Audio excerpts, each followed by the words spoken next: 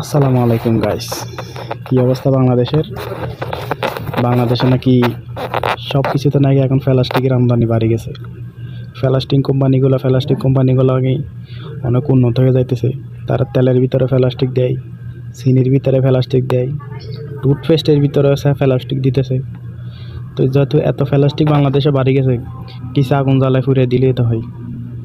আর আমি বুঝি না আসলে এই যে তেল বাংলাদেশের সবচেয়ে একটি জনপ্রিয় উপাদান, বুঝছেন? প্রত্যেকটা রান্নার জন্য তেল লাগে।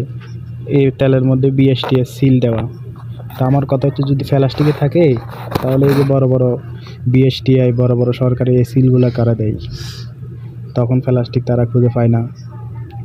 এটাই তো নাকি টেবিলের তলে দিয়ে কিছু দেয় না, বিদে তারা এই নিউজটাই দিতেছে। বোঝা নেই, কারণ বাংলাদেশে তো কোনো কিছু গ্যারান্টি নেই।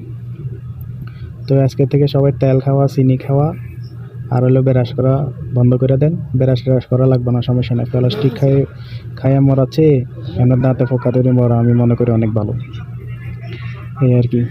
আর এত দিন ধরে সবাই খাইতেছেন প্লাস্টিক, চাল লগে প্লাস্টিক, রান্নার লগে প্লাস্টিক, সব দিকে শুধু প্লাস্টিক আর প্লাস্টিকের কণা, বুঝছেন?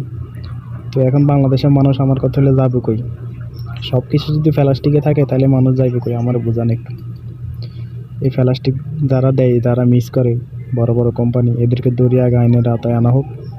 বাংলাদেশে একদম নির্মূল খাদ্য তৈরি হোক, এটাই দোয়া করি। ধন্যবাদ।